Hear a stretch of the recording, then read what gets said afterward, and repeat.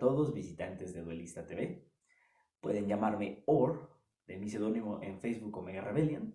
Algunos ya conocerán mi página. En este caso, formo parte del equipo de Duelista TV, formando parte precisamente de los desarrolladores de contenido de este canal.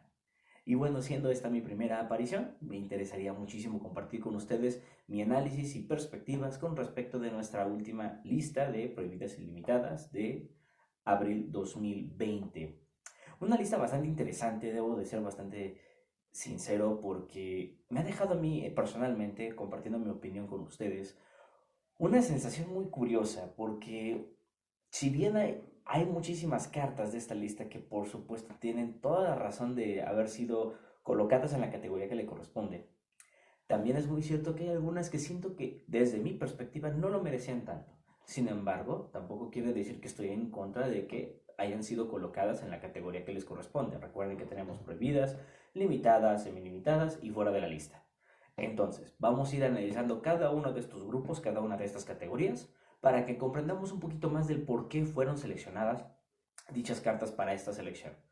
Antes de continuar, no olviden suscribirse, darle like al video y darle clic a la campanita para que siempre puedan ustedes estar al tanto de nuestras actualizaciones y de los videos que iremos subiendo poco a poco. Sin más por el momento, vamos a ir haciendo el análisis. Y empecemos con las básicas que todo el mundo siempre nos preocupan cuando empezamos a revisar la lista desde que está disponible en el sitio web de Yu-Gi-Oh!, que son las prohibidas. Bien, empecemos con la primera, Spiral Master Plan.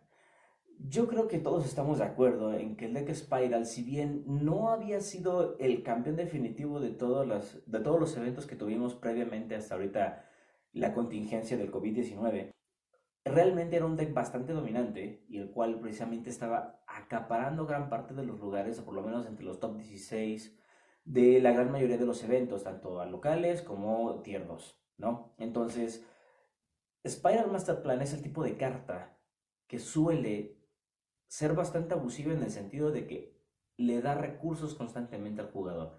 En la gran mayoría de los decks siempre tenemos una carta que constantemente es la que permite que estemos generando recursos para poderlos seguir utilizando durante el mismo o hasta el próximo turno. Masterplan cumple con esa función y la realidad es que sí había muchos combos bastante rotos con ella. Por lo tanto, considerando que también ya tenían bastante aceleración desde la salida de Magician's Souls, considero que estuvo bien el haberla prohibido. No quiere decir que el deck pierde por completo su velocidad, sí lo mantiene, pero ya no tanto. Desde ahí estuvo bien desde mi perspectiva. Luna Light Tiger también es otra de las cartas que mucha gente está sacada de onda del por qué la prohibieron. Yo considero, y eso es algo que tenemos que tener en cuenta, que ahorita con el cambio de la Master Rule 5, que va a ser efectiva ya próximamente en el lado del TCG, Luna Light Tiger es el tipo de carta que, a diferencia de Master Plan, no es que te agregue más recursos, pero te los recupera del cementerio. Y esa es la perfecta habilidad que te puede permitir establecer un campo mucho más sólido.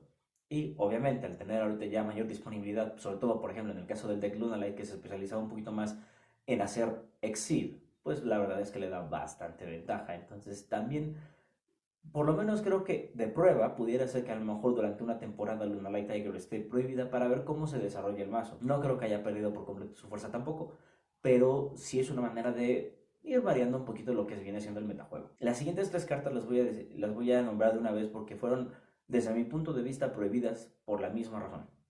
Y en este caso fueron Destrudo, Blackwing Steam the Cloak y Glow Up Bulb, ¿no? Bulbo. Los tres fueron prohibidos por una sencilla razón. Tuners. Tuners más Master Rule 5 es igual a un campo obsceno en cuanto a decks de sincronía. Muchos decks que anteriormente fueron bastante limitados en cuanto a su capacidad de generar invocaciones desde el extra deck van a tener mucha mayor fuerza ahorita con el cambio de reglas y por lo tanto, bueno, no cambio de reglas, actualización de reglas, yo creo que es el término más adecuado. Por lo tanto, estos tres tuners, todos nosotros lo sabemos, son los que generan en su mayoría la mayor cantidad de combos posibles tanto para hacer Link como para hacer Synchro. Por lo tanto, era normal que estos tres se fueran para dar cabida precisamente a otros monstruos tuner que tal vez a lo mejor no han sobresalido tanto, ¿no? Quizás a lo mejor el único que ahorita me viene más a la mente es el Mecha Phantom Beast o Lion, que es el único tuner que no fue incluido en esta lista y que también genera bastante recurso, pero no es tan roto como estos tres. La realidad es que, y si hacemos un análisis de cómo estuvo el metajuego el año pasado hasta ahorita, estos tres han sido parte de muchos decks, de muchos combos, bastante groseritos, ¿no? Entonces es una manera de ir, insisto, de diversificando los combos que están disponibles para la mayoría de los decks. Y por otro lado, medir un poquito los recursos que van a tener los decks de sincronía. Y esto lo vamos a seguir viendo ahorita en el resto de la lista, porque, y es importante que lo tengamos en cuenta, esta lista, más que ser restrictivo, pegarle al meta, va más enfocada a prever el desarrollo del juego con el cambio de reglas, bueno, con la actualización de reglas, perdón, con la actualización de reglas, ¿ok? Entonces, tomando eso en cuenta, es importante entender por qué estas cartas están siendo seleccionadas, ¿ok? No es lo mismo hacer sincronía con la regla que todavía sigue vigente, donde requieres de un monstruo link para poder seguir haciendo más invocaciones, ahora que recuerden que con la actualización a estas reglas, las únicas invocaciones del extra deck que son limitadas en cuanto al uso de monstruos link son los mismos monstruos link y los monstruos péndulo. Lo que viene siendo fusión, sincronía y exit ya no requieren esa limitante para seguir spameando, seguir llenando el campo. ¿Ok? Entonces eso explica el porqué de estas cartas. Y bueno, con eso damos fin a lo que viene siendo la categoría de prohibidas. Bastante sencillo, realmente no fueron tantas como esperábamos. Sinceramente yo esperaba algo más asesino, pero no fue tan obsceno en cuanto a prohibidas. Ahora, pasando al lado de las limitadas, tenemos algo completamente diferente. Tenemos a ABC Dragon Buster. Sinceramente, todos estamos de acuerdo en que el DKBC, la realidad es que tiene un potencial increíble de hacer un campo lleno de muchos monstruos. Y ABC Dragon Buster, desde que yo tengo memoria, siempre ha sido de los mejores monstruos de fusión que tú puedes hacer. Tanto por la facilidad que tiene para irte reduciendo los recursos en el campo, como obviamente la facilidad de evadir ciertos efectos para volver a dejar campo lleno, y eso te da opción o para hacer Exceed o para en este caso hacer Link. Más explicación no tiene. Esa es la razón de por qué se fue a 1, para prever que esta deck empieza a ser parte del posible meta dominante, ¿no? Aunque bueno, eso es un decir, porque ahorita no vamos a tener ningún meta definido hasta que volvamos a tener eventos, pero insisto, eso es la parte de prever, de tener previsión en cuanto al desarrollo del juego. Y eso también aplica para las siguientes dos cartas que voy a mencionar: Trishula, Dragon of the Ice Barrier, y TG Hyper Librarian. Lo mismo que mencionábamos anteriormente con los monstruos Tuner. Yo creo que sobre todo los jugadores que ya tienen bastante rato dentro del mundo de Yu-Gi-Oh, cuando recién teníamos la época Synchro, recuerden cuando salían los sobres de Hidden Arsenal y llegaron los Ice Barrier, había unos combos muy cochinitos, muy cerditos con estos monstruos. Recuerdan, con D-Synchro y aparte los Stunning Word, que haces de Synchro, regresabas el Synchro que habías hecho, en este caso a Trishula, principalmente al extra deck, volvías a hacerlo, invocabas, robabas. Bueno, de ahí deriva un poco este tema. Y lo mismo con Hyper Librarian. Hay muchos combos en los decks Synchro que te van a permitir robar y robar y robar y robar, porque ahora ya no vas a tener la limitante del Link para poder hacer todas tus invocaciones Synchro. Y en el caso de Trishula, Dragon of the Ice Barrier, sinceramente, y no ha dejado de ser uno de los mejores monstruos Synchro que han existido desde que salió en el juego. Entonces, pues vaya, insisto, no es como que se prevea que estas cartas puedan ser dominantes en el meta. Que en el caso de Trishula, sinceramente sí lo podría ver viable, porque hay otra carta que vamos a ver más adelante, del cual viene soporte, y sinceramente creo que Trishula sí pudiera haberse beneficiado. En Hyper Librarian 50 y 50, ¿no? Realmente no es como que haya muchos decks hasta el momento del tipo de sincronía como que para usar demasiado de él, pero volvemos al punto inicial y a lo mejor es muy repetitivo, pero es que tenemos que entenderlo, prever, evitar que algo pueda ser demasiado obsceno hasta que llegue la próxima lista, ¿no? Entonces, de ahí deriva Hyper Librarian. Ahora, los siguientes dos monstruos un poco también van ligados de esa misma razón, y otro punto yo creo que también es para probar qué tanto pueden desarrollarse los mazos, que vienen siendo Zodiac, Trident y Toa Daily Awesome. En el caso del Zodiac, esta es la clase de cartas que me llaman mucho la atención, porque realmente lo regresaron a Zodiac Trident no porque ya no lo consideren roto, sino precisamente es para darle la oportunidad, como se les ha venido dando a algunos otros decks en listas anteriores, ver un poquito de la luz que de las que se les privó tiempo atrás. Actualmente no creo que el deck Zodiac se vuelva roto, sinceramente lo dudo mucho, pero es una buena manera de ir liberando ciertas cosas que tal vez en la lista ya no son necesarias porque, de acuerdo al desarrollo del juego, pueden permitirse esa oportunidad. Es lo mismo que ha pasado, por ejemplo, poco a poco con los Necros. Los han ido soltando nuevamente para que estos puedan volver a brillar un poquito, ¿no? No tal vez en el sentido de ser meta, pero pues vaya a darle gusto a los jugadores que en algún momento pues tuvieran la dicha, el gozo de tener este mazo, ¿no? Entonces, yo creo que en el caso de Zodiac Dryden es eso, y no sacaron ni más de un Dryden ni algún otro Zodiac como el Toro, porque tampoco la idea es devolverles todo de golpe, ¿no? Sino ir viendo cómo se desarrolla. Tu Daily Awesome, por otro lado, este sí va de la mano con las reglas anteriores, con las razones anteriores que mencionábamos del ABC y de Trishula. El deck paleozoico, por ejemplo, junto con tu Daily, tiene esa capacidad de spamear el campo, tiene esa capacidad de ir llenando el campo con monstruos Exceed a manera de ser un poquito como antimeta, de ir bloqueando las jugadas del oponente, ¿no? En algún momento, de hecho, inclusive este empezaba a ser parte del meta dominante por la capacidad que tenía de hacer disrupción en cuanto a las jugadas del oponente. Si tomamos a Toadale y Awesome fuera del deck paleozoico, tenemos por ejemplo el Hero Frog, el rana héroe, que también tenía, la verdad es que combos bastante buenos. Mucha gente todavía recuerda bastante el combo de Darkglaw con Toadale y Awesome, que no llevaba más de uno, aunque salvo una u otra excepción, ¿no?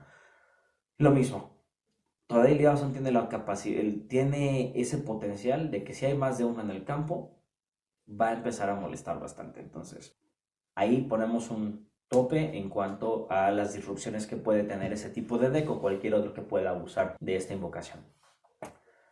En cuanto a las siguientes cartas, por ejemplo, Danger Jackalope y Danger Tsuchinoko, la realidad es que no son cartas que deberían de estar tan sueltas. La verdad es que yo siempre he considerado que el engranaje o el motor Danger es demasiado obsceno. La verdad es que se hacen muy buenas jugadas con ellos en cuanto a aceleración de deck, en cuanto a spameo de campo, son muy buenos. Pero lo que vienen siendo Nessie, Jackalope y Tsuchinoko, a diferencia de los demás que también son buenos, pero estos tres en particular siento que son los más peligrosos en cuanto al potencial que le dan a cualquier deck de llenar campo.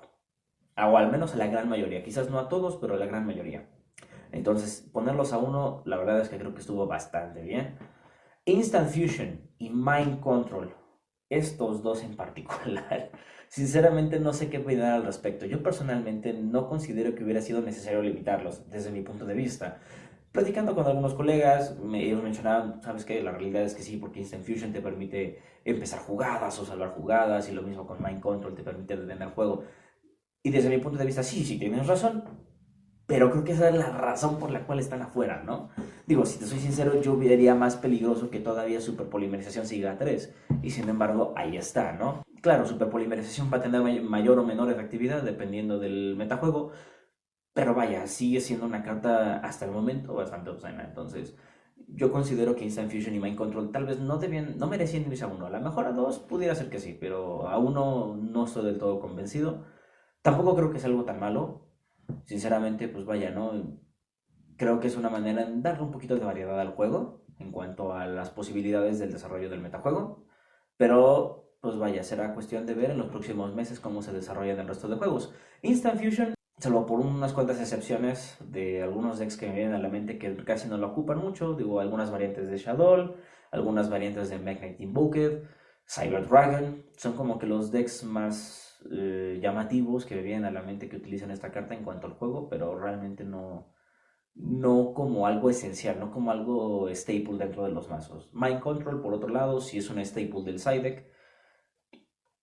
Insisto, creo que a 2 se hubiera quedado bien, no pasaba nada, pero bueno, no pasa nada. Ahora es que será cuestión de irlo probando.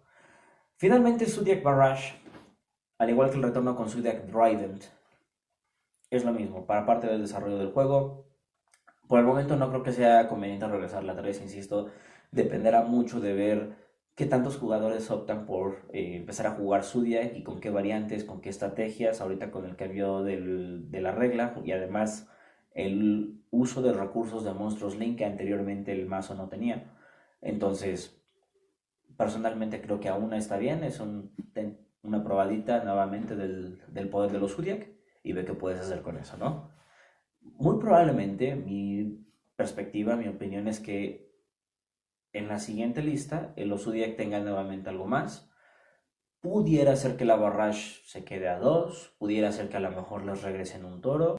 No lo sé, la realidad es que no creo que realmente el Zodiac haga realmente mucho en cuanto al metajuego los próximos meses.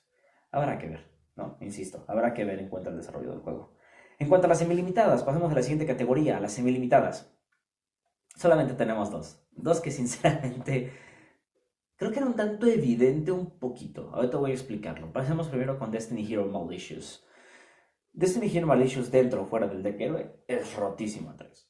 Siempre ha sido rotísimo a 3. Es una manera de generar un recurso ya sea para hacer fusión, para hacer sincronía, para hacer link. Digo, desde que tengo uso de memoria en cuanto al juego, desde que esta carta salió, siempre ha sido súper, súper rota, ¿no? Es de los mejores monstruos del arquetipo héroe. Entonces, la realidad es que era muy evidente que eventualmente iba a regresar a 2. La verdad es que fue muy bonito tenerlo a 3, pero no, no. La verdad es que a 2 creo que es el número correcto para que Malicious no sea abusado. La culpa no es de Malicious, la culpa es de los decks que abusan de Malicious. Malicious, ¿qué va a hacer de ti? ¿Qué podemos hacer al respecto? Eres demasiado...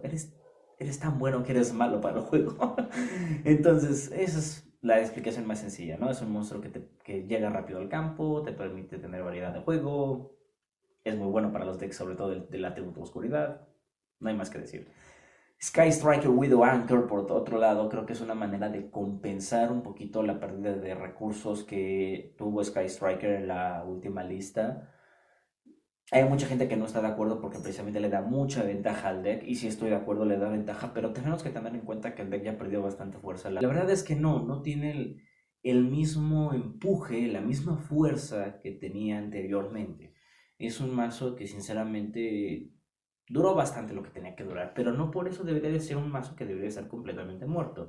Entonces yo creo que regresarle Widowmaker es un poquito de devolverle nuevamente ese pequeño impulso, esa pequeña posibilidad de poder defenderse ante el resto de los mazos. Entonces, vaya, no creo que realmente eso cambie mucho la posición del Sky Striker en cuanto al metajuego, pero vaya, es como sobarle después de haberle pegado muy duro en cuanto a las listas anteriores.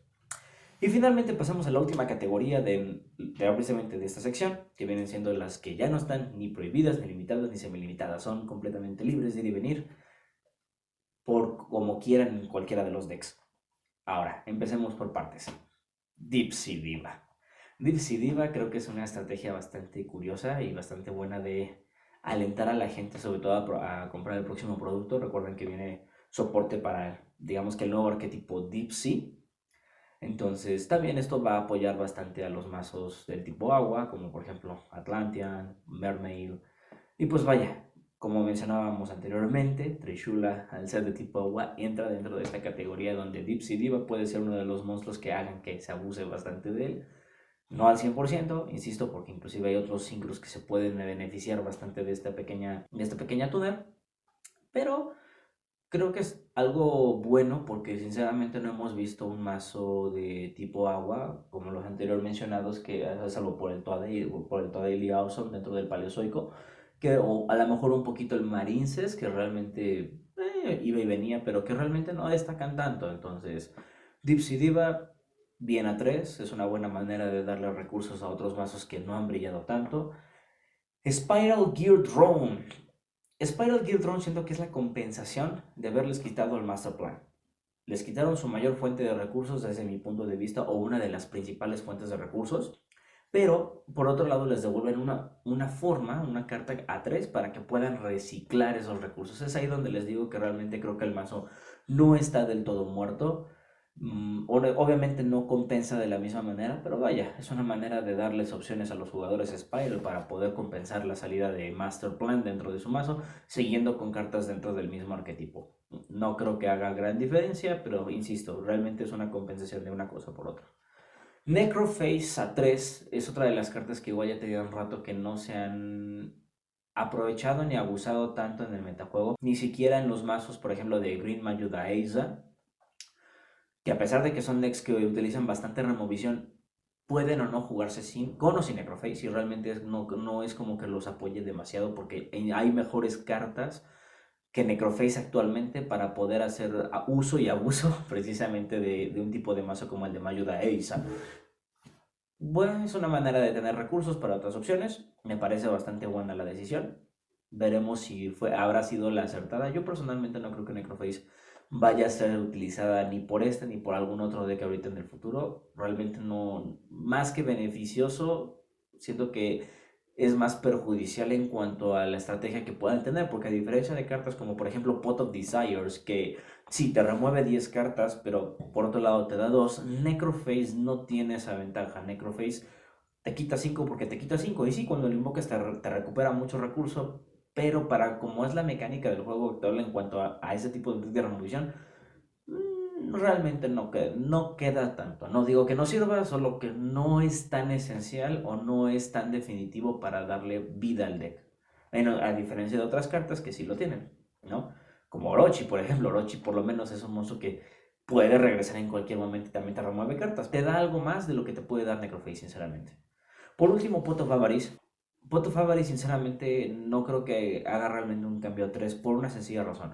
No hay muchos decks actualmente que generan demasiado recurso en el cementerio y que al mismo tiempo quieran devolverlo al deck. Si nos hemos dado cuenta desde la evolución del juego, más que querer recuperar cartas del cementerio, lo que queremos es ahora sí que recuperarlo a la mano, recuperarlo al campo, que sean las opciones más factibles.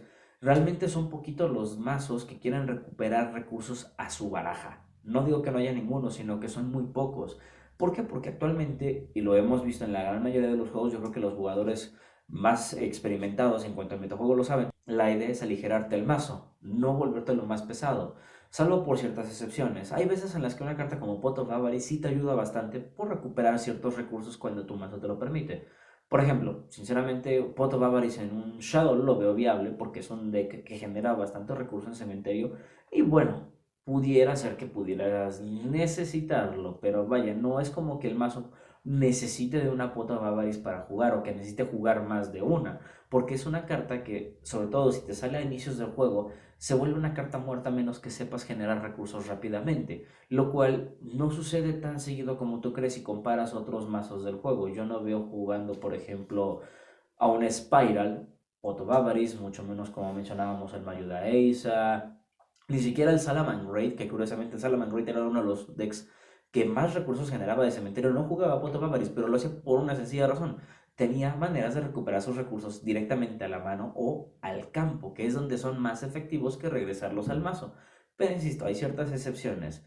No creo que se llegue a jugar más de una. Insisto, es una carta que si bien es muy útil, también es una carta que puede atorarse bastante y se puede volver un ladrillo, sobre todo a inicios de un duelo, a inicios de un match.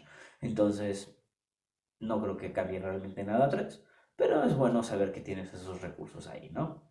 Y bueno, habiendo hecho este análisis, ¿cuál es mi conclusión general respecto a la lista? Lo que habíamos mencionado al inicio. Es una lista para prever ciertas situaciones que pueden suscitarse en cuanto al desarrollo del juego, ir viendo cómo puede desarrollarse si liberas y sueltas ciertas cartas, y con lo que venga más adelante en próximos productos podremos darnos una idea mejor de qué otras cosas pudieran devolverse o quitarse en la próxima lista, ¿no? Que tendremos que esperar por ahora un bastante rato para que eso ocurra. Yo por mi parte estoy contento con la lista. Creo que está bastante equilibrada. Insisto, hay cosas que no estoy como que del todo seguro o a lo mejor del todo conforme, pero tampoco me desagrada. Próximamente estaremos viendo, ojalá que esta situación del COVID-19 se resuelva muy pronto para que podamos ir viendo muchos más mazos en el aspecto competitivo, en torneos mucho más grandes, y eso nos va a permitir a nosotros definir qué es lo que va a ser realmente dominante y por lo tanto cuál pueda ser el desarrollo para una próxima lista. Espero que este análisis, que esta pequeña crítica que he dado acerca de la lista con mis opiniones al respecto les haya sido de utilidad. Espero verlos próximamente en una nueva entrega. Seguiremos desarrollando material increíble para todos ustedes. No olviden nuevamente, les recuerdo, darle like y activar la campanita. Nos vemos muy pronto. Chao.